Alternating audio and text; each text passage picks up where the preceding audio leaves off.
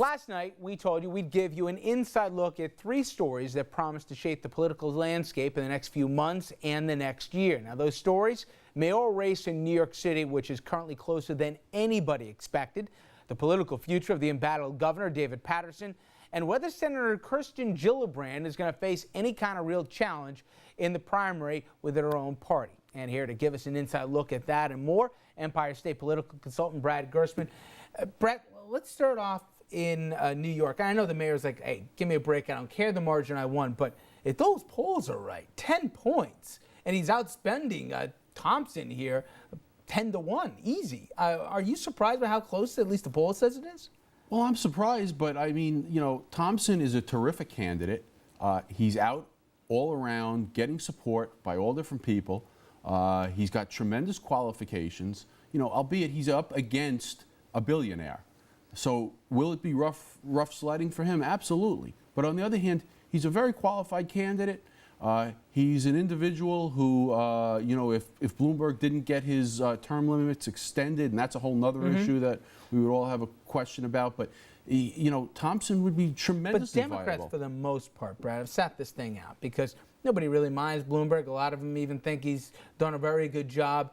But when they look at a poll and say it could be 10 points, you think any Democrats are willing to cross Bloomberg, especially with the economic clout that he has? Well, I think so. And I think also when an executive gets deep into his second term, you start to see people who start to become unhappy. You could look at Clinton, you could look back at Reagan deep into the second term, and you could look more locally at Rudy Giuliani, and people said that we couldn't live without having him at the helm post 9/11. And you know what? The change is good.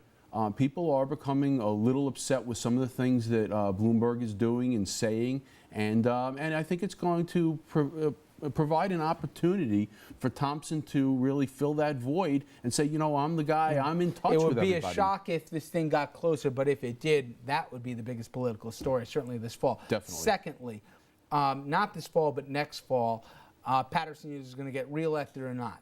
Sure. The odds don't look good for him. You look at any poll. Within Democratic circles, what are you hearing? Because we're getting little pieces here and there that the unions, which every Democratic incumbent has always counted on, they may not be with the governor. Sure. Yeah, and from what I'm hearing from the inside is a mixed bag, really. I mean, nobody really knows. Here's what is being talked about. The governor will run in 2010, okay? And from what I'm hearing is that he may decide, if he's not getting the support, if the polling is poor at the very beginning, that the party would push for a change, because the Democratic Party, needs to win this office. Now, are you hearing that Cuomo's almost for sure going to at least challenge him in a primary? No, definitely. I'm hearing that it's almost definitely not, but it would be something to the effect that, we let the governor run, see what happens as his polling starts to come in. If he's not getting the support, if people are fighting it, if the party's saying no, no, no, Andrew Cuomo, of course, would be the next individual in, get full party support. Now, we have talked before, you and I, about the fiasco that is, was, and will be Albany, it seems.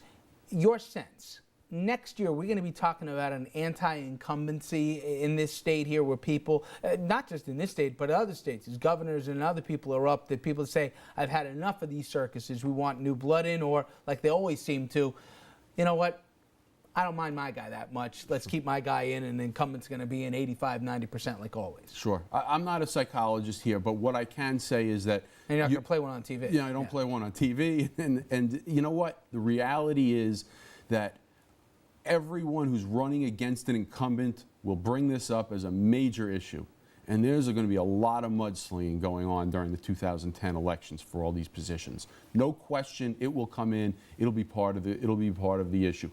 But on the other hand, is from what I understand and historically, is that these voters have short memories on a lot of these things. And the problem with local politics is that name recognition is key. And when you have an incumbent, they have that name recognition, and they bring home the money.